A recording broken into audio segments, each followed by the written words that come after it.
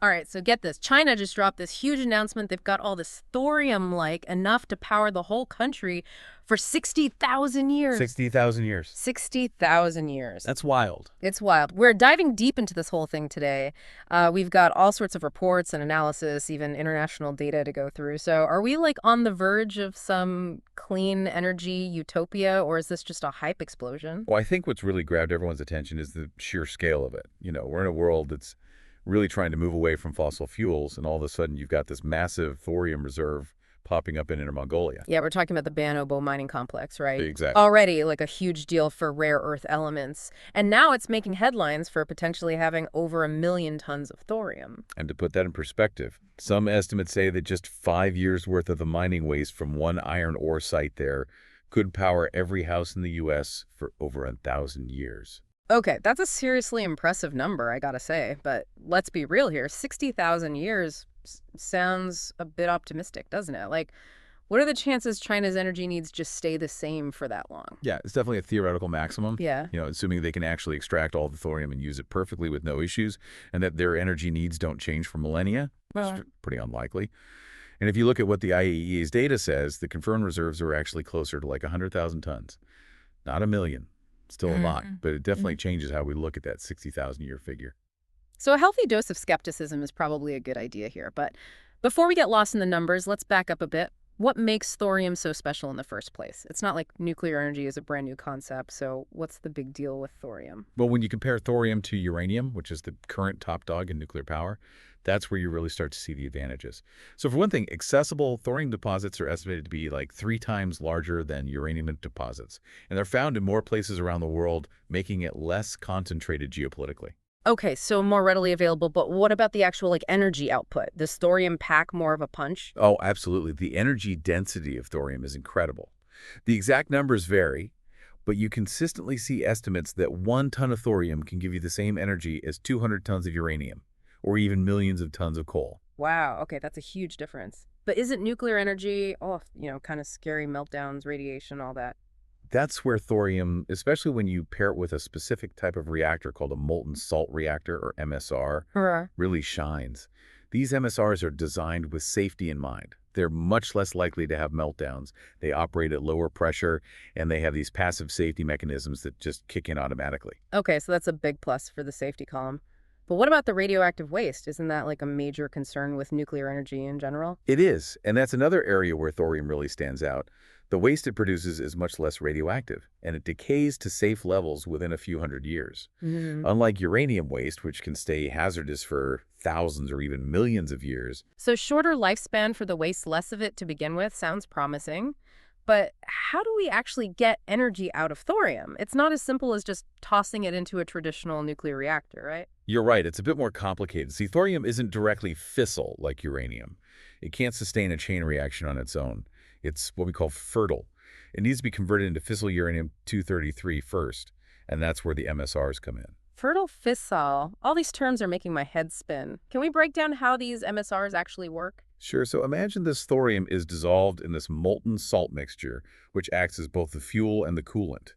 This molten salt circulates within the reactor, and with a little help from an initial neutron source, the thorium starts converting into that fissile uranium-233, which starts a chain reaction and generates heat. Okay, so it's like a nuclear hot tub, but Yeah, hopefully without any, unexpected bubbles. exactly. And because they operate at much lower pressure than those traditional water-cooled reactors, the risk of a meltdown is significantly lower. That's reassuring.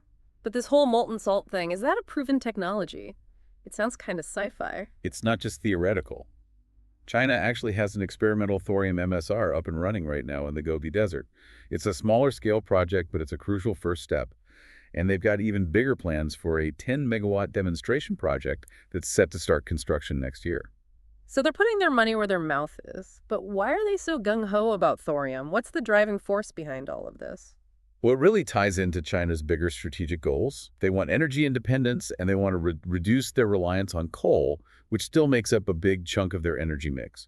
Thorium, with its potential for clean, abundant energy, fits right into that vision.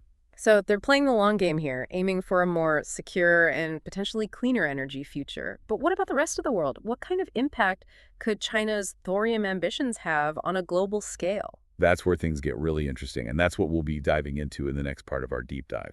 All right, so China's got this potential game changer on their hands, but what does it actually mean for the rest of us? It's easy to get lost in the science and the big numbers, but how could this thorium thing actually impact, like, our everyday lives?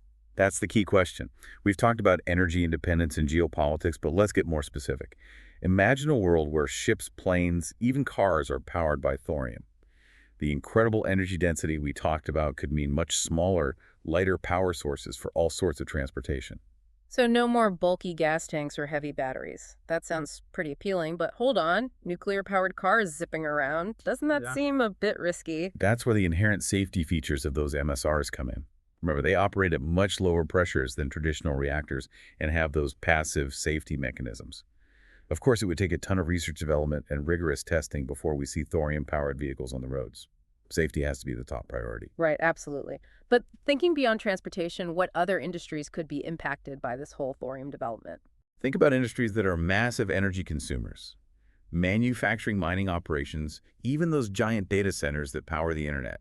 Thorium could provide a reliable and potentially cheaper source of energy for those power-hungry operations.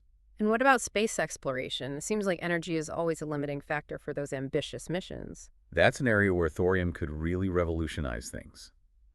Imagine compact, long-lasting thorium reactors powering spacecraft lunar bases, even deep space probes. It could open up possibilities we haven't even considered yet. It's mind-blowing to think about the potential, but let's not get too carried away with the futuristic possibilities. We need to talk about the potential downsides as well. What about the environmental impact of actually scaling up thorium energy production? We've talked about cleaner waste, but what about the mining and processing of thorium itself? That's a crucial point. While thorium is more abundant than uranium, extracting and processing it still requires energy and resources. There's always the potential for environmental impact if it's not done responsibly. We need to be thinking about sustainable mining practices, minimizing water usage, and ensuring responsible waste management throughout the entire process. It's a reminder that there's no such thing as a perfectly clean energy source. It's all about weighing the benefits against the risks and making sure we're not just shifting the problem somewhere else. Exactly. It's about understanding the whole picture, from the moment thorium is extracted from the earth to the way we manage the waste products. Okay, so we've covered the potential benefits, the possible risks, the technological hurdles, but there's one more piece of the puzzle we need to address. What about the geopolitical implications? We touched on this earlier, but it's worth diving a bit deeper. It's a fascinating and complex issue. China's early lead in thorium technology has the potential to shift the balance of power on the global stage. If they become the dominant player in this new energy landscape, it could have a ripple effect on everything from international trade to military strategy. It's almost like a high-stakes chess match with energy as the pieces. What are some potential scenarios that could play out? Well, for starters, China achieving energy independence through thorium could significantly reduce their reliance on other countries for fuel. That weakens the leverage other nations have and potentially strengthens China's position in global affairs. And if they become the leading exporter of thorium technology, that gives them even more influence, right? Other countries would be dependent on them for this clean energy solution. Exactly. It creates a whole new set of dependencies and alliances, and that can have unpredictable consequences. Some countries might see it as an opportunity to partner with China, while others might view it as a threat to their own interests. It's a lot to wrap our heads around, but it highlights how game-changing this thorium discovery could be. It's not just about the science and the technology, it's about the global power dynamics and how this new energy source could reshape the world as we know it. And the way things unfold will depend on a complex interplay of factors. Technological advancements, political decisions, economic interests, even public perception all play a role. It's a dynamic situation with a lot of unknowns, and that's what makes it so fascinating to analyze. Absolutely. It's like watching a slow-motion thriller unfold, and we're all waiting to see what twists and turns lie ahead. But for now, let's take a step back from the geopolitical drama and focus on what this means for the future of energy. Okay, so we've explored the science, the potential benefits, the risks, and even the geopolitical chess game surrounding thorium. But now it's time to face the ultimate question: is thorium truly the energy source of the future? Or are we getting caught up in all the hype? That's the big question, isn't it? And like with most complex issues, there's no easy answer. We've seen how thorium has a lot of advantages over traditional nuclear power, but there are some big hurdles to overcome. We've talked about those hurdles, the technological challenges of scaling up MSR production, the need for strong safety and regulatory frameworks, the environmental concerns around mining and processing, and of course, the potential for geopolitical disruption. And we can't forget about public perception. Nuclear energy, even with thorium safety improvements, still has a kind of stigma. Winning over hearts and minds is going to be crucial for widespread adoption. So many factors at play. It's like trying to solve a Rubik's Cube blindfolded. Well, But let's try to predict the future here based on everything we've learned. Do you think thorium has what it takes to live up to all the hype? I'm cautiously optimistic. The science is solid, the potential benefits are huge, and the global push for cleaner energy is only going to get stronger. But thorium's success depends on a few key things. We need continued investment in research and development to overcome those technological hurdles and make MSRs even better. So, more innovation on the tech side. What else? We need international collaboration. No one country can do this alone. Sharing knowledge, pooling resources, and establishing global safety standards will be essential. That makes sense. This isn't just about one country's energy independence, it's about finding a sustainable solution for the whole planet. But even with collaboration, there's still the issue of public perception, right? Absolutely. Transparency, open communication, and addressing concerns head-on will be vital. It's about building trust and showing the world that thorium can be a safe, reliable, and responsible energy source. It's a tall order, but it sounds like the potential payoff could be enormous. Cleaner energy, less waste-reduced reliance on fossil fuels. Those are some pretty compelling reasons to keep pushing forward. They are. And it's important to remember that we're not talking about some far-off futuristic technology. China already has a working thorium reactor, and other countries are investing in research and development.